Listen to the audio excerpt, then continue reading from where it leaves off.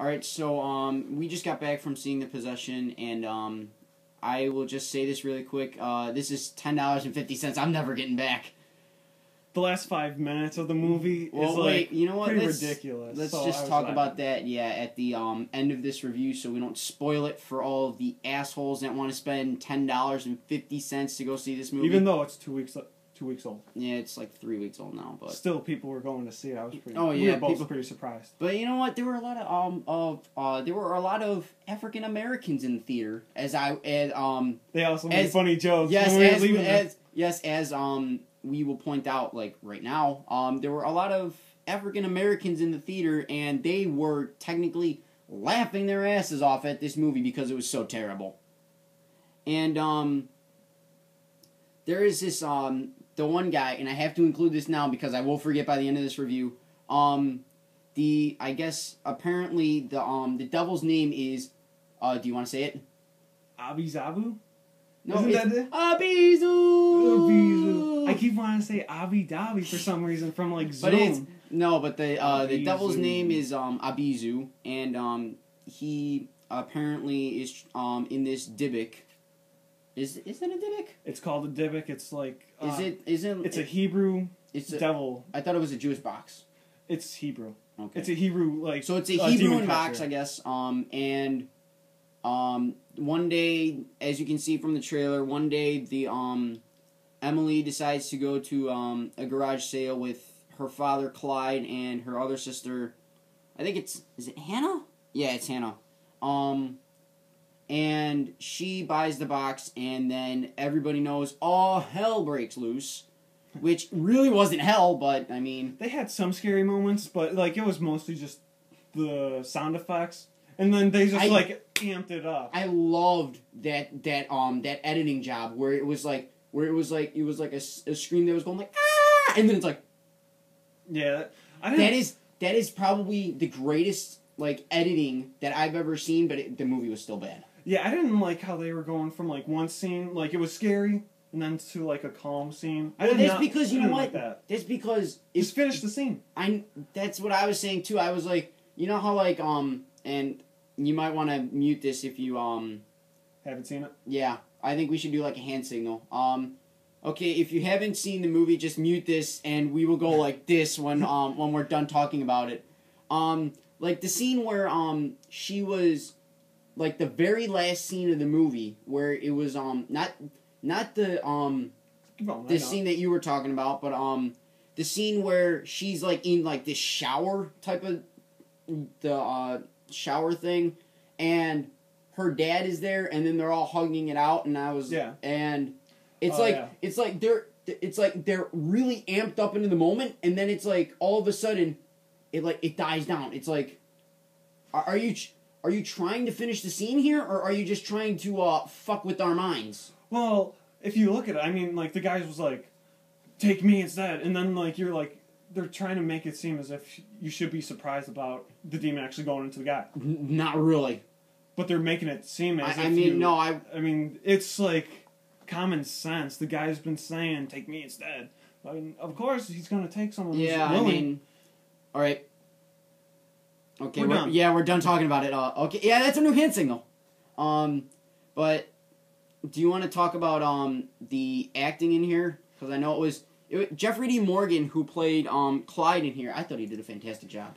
He was good in many things. Like even the TV show Supernatural. He was pretty good as the he was Winchester brothers' father, and even Grey's Anatomy when he was going out with the Dr. Izzy or whatever. When it was I haven't seen Grey's Anatomy, so Grey's Anatomy when it was fresh, when it was he was a good actor in that. Well, I think the only mainstream audience would only know him for Watchmen and The Losers was basically what he was in, and those were big comic book movies at the time. Yeah. Back in Watchmen, 2009, 2010. He was pretty ruthless in that one. But he was justified. He was like trying to justify it as going good. I think it's pronounced Natasha Callis. She is not known for much, I guess. The only thing she's known for is, she's mostly known for as, The Possession. And then she's, known for Impact and Held Hostage, which I've never heard of those fucking movies. Held Hostage? No. I've never heard of it. But Kira, what's her last name?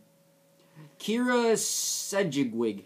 Yeah, the girl, the lady from The Closer. She's not that good of an actor. Even in The Closer, I just wish she was not alive anymore. Oh my god, she should just die. Her face is like Sarah Jessica Parker's face. It's just like a foot. It's disgusting. This is the guy. Okay, hang on. Jay Brazu was Professor McManus. He didn't play a big role. No, he did not play a big role at all. He pretty much explained he was what like the box a fucking cameo. He was a cameo. Yeah. Then you got Madison Davenport, who I thought was hot. Emily? No, that's Hannah. I thought Emma was hot too. I thought Emma was hot too, but like that scene where she's like where she's in the bathroom. Yeah, no. With the light going into her. Yeah, I thought that kind of got me. Overall, the movie was weird. Yeah, the movie. Yeah, let's just put it this way: the movie was weird. Then you got Madis Sayu, who was Tazadik. I didn't even hear of her in the movie. It's a dude. It's the dude that was going Abizu. Oh my god, the Jewish guy. That was ridiculous. Who would pick the Jewish name Abizu? I mean, every single human name. You know what? I thought he was the highlight of the film. He was given like so much enthusiasm. He was but then like in the last one, he's like Abizu, fucking not giving it any. He's like the comedy relief in a horror movie. He's like the comedy relief. Then you have Grant Show, who plays Brett. Oh yeah, the wife's new boyfriend. I believe, yeah. And he was not that good either. The last one we will go into is Rob LaBelle, who plays Russell. I think he had like a... Oh! You know what scene he was in? I think he was in the scene where it says, "Remove thy shoes," which was the stupidest fucking sign I've seen in years. No. When, I think it might have been the lawyer. Oh, yeah, I remember. But I felt like the lawyer was that bitch, like, come along, man, come along. Yeah, that wasn't it. I did not like the movie that much. But I had a few laughs. So, yeah, let's talk about the one main laugh that everyone had in that theater tonight. The ending. If you have not seen, at this point, The Possession, please cut off this video and then go see it yourself and then, come back and watch the rest of this review. So, let's talk about this stupid fucking ending. Do you want to have the honors of how it ended? All you see is a hand coming out of the dude's face. Really? That's the... Once he starts saying, Abizu, that's when, like, the lights start flickering, everything starts becoming weird. It's like, give it a rest. Why would this dude give away his fucking BMW, man? Like, seriously. I don't know why. I don't know where I am at now, because we just clipped it. It's weird. But, I don't know. That's, like, the most retarded move of them all. But how does a truck not see that a BMW is coming? Even though it's a field with nothing there at all. He's just, yeah, I'll talk to my father about it. Fucking... No, you know what it was? Because... And then the box was perfectly fine. Oh, yeah, that's the one thing I had a problem with. It's like, it's like saying, here's a guy who's dying, and look at this. The box is fine. The box is alright. But look at this guy in the background here. I really would... Like, if that was my family, I really wouldn't care. Like, it's out of my family, so it sucks for you. But what I can't really, like, get is what is the difference between this movie and Paranormal Activity? There is no difference. There is no difference. We'll have to talk about that some other time, though. We will have to talk about that some other time, but, we will go into, depth about what he just said, the difference between this and Paranormal Activity is in another video, or actually I will go through it and try to explain it myself, because I know you won't be here to do that. I'll view it. We will once I see you again, I'm going to definitely just point out how wrong you are, that it's not different. I mean, that it is different, but they're not. We will also, and this is the biggest kicker of them all, we will be going to GameStop at midnight on, what is it, November 12th. It may be November 12th. Let me double check. Let's see. And we'll give you, I wouldn't say exclusive because everybody's going to have it. not everybody, but a few people are gonna have it. Yeah, it's But, November 12th. Yeah. But what we are going to do for you guys is we are going to do a special unboxing of both the Xbox 360 version And PS3. and the PS3 version of Call of Duty Black Ops 2. Hardened edition. Yes, I cannot Yeah. forget that. No. Because I paid $25 for it. For the, So what is it? Copay? Oh no, you for you prepay. Yeah, you for just, pre-order. yeah pre-order. But It's definitely worth the money though. You get so many perks. It's unbelievable. But the only way to pick up this special hardened edition is if you go and pre-order it at GameStop or Best Buy or somewhere where you can pre-order it, because otherwise you're shit out of luck. All right.